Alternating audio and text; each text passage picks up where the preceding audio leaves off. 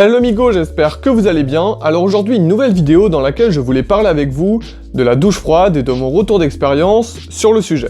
C'est parti. Avant que la vidéo commence, n'hésite pas à t'abonner à Instagram et également à la chaîne YouTube pour suivre les prochaines vidéos. Le sujet d'aujourd'hui c'est donc les douches froides et précisément mon retour d'expérience sur ce sujet et vous parler également des bienfaits. Alors tout d'abord pour mon retour d'expérience, j'avais entendu énormément de choses au sujet des douches froides, notamment que c'était excellent pour la santé, etc. Plein de vidéos et plein d'articles traités de ça. Et je me suis dit, il faut que je vérifie si c'est vrai et que j'en parle en vidéo pour voir si véritablement ça apporte des bienfaits, si c'est pas finalement un petit peu un effet pour dire que on se fait un petit peu du mal pour rien en faisant des douches froides, etc. Je voulais me forger mon propre avis et aujourd'hui je vais donc vous partager au sein de cette vidéo ce que ça a vraiment apporté parce qu'il y avait de nombreuses choses qui étaient dites sur le sujet et je voulais vraiment créer ma propre opinion. Donc je vais tout d'abord vous parler véritablement de mon expérience et de ce que j'en ai retiré. Alors pour mon expérience au départ, je me suis dit c'est une nouvelle année, il faut pendant tout le mois de janvier essayer de se forcer à faire des douches froides, même si c'était un mois plutôt froid, généralement les gens le font en été. Je me suis dit pour optimiser la chose, autant le faire quand il fait froid dehors, mais tout en mettant quand même le chauffage dans la salle de bain. J'étais pas à moins 5 degrés non plus, mais je voulais le faire dans des bonnes conditions. Je voulais pas que ce soit tronqué par un beau temps dehors, je voulais le faire vraiment au maximum de son potentiel. Et tout d'abord, c'est pas si facile que ça, il faut le dire. Les premiers temps, je dirais à peu près les 5 à 10 premiers jours, c'est quasiment impossible de rester à pleine température, vraiment la température la plus basse. Et du coup, premier conseil que je peux vous donner, si vous tentez cette expérience, c'est tout d'abord de niveler un petit peu les températures. Commencez par de l'eau tiède, puis un petit peu plus froide, puis un petit peu plus froide encore. Et vraiment, c'est difficile au départ de s'adapter parce que on a froid, on a du mal à respirer, on se sent presque agressé. Et je dirais que c'est ça le premier palier à franchir. Essayez progressivement de s'adapter au froid. Et c'est pas si évident que ça, je pense que chaque organisme réagit différemment, donc je vous conseille d'y aller par palier. Premièrement, ça vous aidera progressivement à rentrer dans le bain, et puis aussi à évoluer au fil du temps. Donc une fois cette étape franchie, il vous reste à présent à rentrer dans le cœur du sujet, vraiment la douche froide en elle-même. Il faut le dire déjà, c'est plus économique puisque vous y passez moins de temps. Généralement quand on a la douche chaude, quand on est à pleine température, on a tendance à rester plus longtemps, à passer du temps à réfléchir à des choses, à se laver, à prendre son temps. Et là quand vous faites des douches froides, vous voulez aller au plus vite. Et ça optimise aussi votre mode de pensée. Vous prenez ça comme une sorte d'expérience et au départ, c'est vrai que moi j'avais beaucoup de mal à m'habituer à ça. Et après, au fil du temps, vous y prenez presque du plaisir. Vous vous dites, ah finalement, ça fait du bien une douche froide, vous êtes plus actif, vous vous sentez vraiment revigoré après ça, il faut le dire. Et vous profitez d'autant plus du chaud et du confort. Donc, deuxième chose à noter vraiment qui est importante dans cette expérience, c'est qu'il faut savoir tenir sur la durée et ne pas avoir peur des premiers jours et des premiers ressentis qui vont forcément être négatifs. Parce que vous sortez de votre zone de confort. Et il faut le dire, ça forge un nouveau mental. Déjà, si vous avez un mindset de façon positive, si vous êtes une personne qui a envie d'entreprendre des choses, ça peut vous aider à vous conditionner encore une fois. On en parle énormément sur cette chaîne, de se conditionner à faire des choses pour progresser dans les domaines qui nous plaisent véritablement. Et donc ça, c'est une excellente source pour commencer à vous forger un véritable mental. Donc deuxièmement, la douche froide, c'est quelque chose qui forge le mental. Maintenant, si je dois vous dire les bienfaits que j'ai véritablement remarqués, j'en noterai 4 principaux qu'on va analyser maintenant et qu'est-ce qu'ils m'ont véritablement apporté sur le long terme. Premièrement, ça rend plus énergique. Alors ça c'est vrai, je peux témoigner véritablement sur le sujet parce que je suis quelqu'un d'extrêmement calme, toujours posé, toujours réfléchi et ça m'a rendu plus énergique, ça m'a permis d'être, on va dire, un petit peu plus dans le dépassement de soi et maintenant j'ai moins peur finalement de bouger plus rapidement, de faire du sport plus intensif parce que ça m'a forcé à sortir d'une zone de confort et j'ai l'impression que mon corps, de façon générale, il se sent plus vif. Donc c'est le premier aspect principal, ça vous rend vraiment plus énergique, c'est pas, on va dire, des bêtises, ça marche vraiment sur ce point. Donc si vraiment vous avez une baisse d'énergie, parce que c'est l'hiver, parce que vous avez froid, parce que vous n'êtes pas bien, ça peut vous revigorer un petit peu et vous permettre d'avoir un coup de boost. Deuxièmement, ça améliore la santé.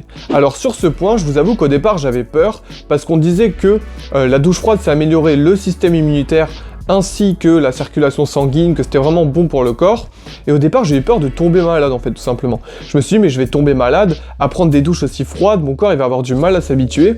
Mais finalement, même si les premières douches étaient un petit peu douloureuses, où il fallait y aller de façon très progressive, au fil du temps, j'ai senti que mon organisme s'améliorait. Et c'est pour ça aussi que je continue encore aujourd'hui à faire des douches froides, parce que je sens que mon organisme a trouvé un équilibre, et je sens finalement que, je sais pas, c'est un petit peu un ressenti étrange, mais je sens que je suis plus en forme, que mon organisme encaisse mieux certaines choses, donc je dirais pas que c'est la solution miracle, mais ça peut véritablement peut-être renforcer certaines petites zones du corps et se vivifier, être plus rapide dans l'assimilation de certaines choses, donc pour ça je le conseille également, ça améliore un petit peu la santé et vous êtes plus énergique quand vous faites beaucoup de douches froides. Troisième point, d'aspect extérieur, on dit que ça améliore la peau et les cheveux. Alors c'est vrai que là je n'ai fait que 1 mois, donc je ne peux pas vraiment témoigner des résultats, mais pour l'instant, c'est vrai que ça améliore un petit peu la peau, je sens que les pores sont un tout petit peu plus resserrés, mais rien d'extraordinaire sur ce point.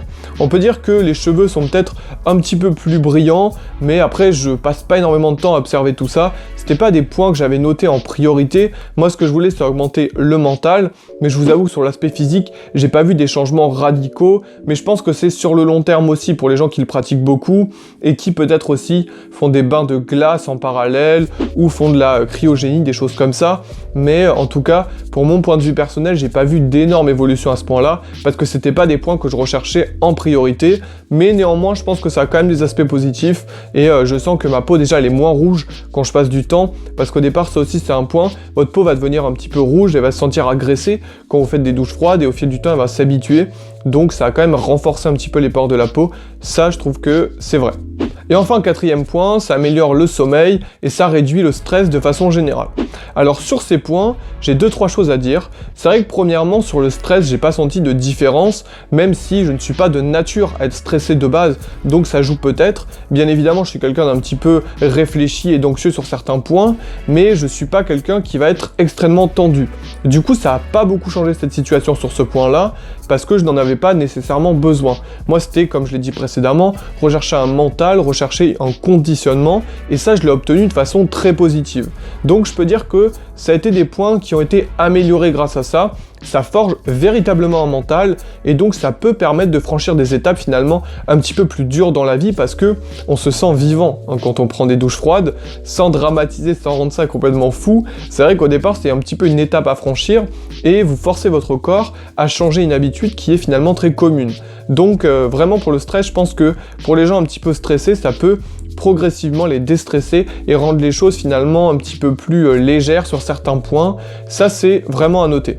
Et deuxièmement, pour le sommeil, c'est vrai que si vous faites des douches le soir, ça peut équilibrer le corps et baisser la température du corps pour progressivement se mettre dans un rythme de sommeil. C'est vrai que si vous avez des problèmes d'insomnie ou de sommeil en général, les douches froides peuvent aider dans ce sens. Mais c'est vrai que personnellement, n'ayant pas trop de soucis non plus sur ce point de vue-là, je ne peux pas témoigner en sa faveur extrême.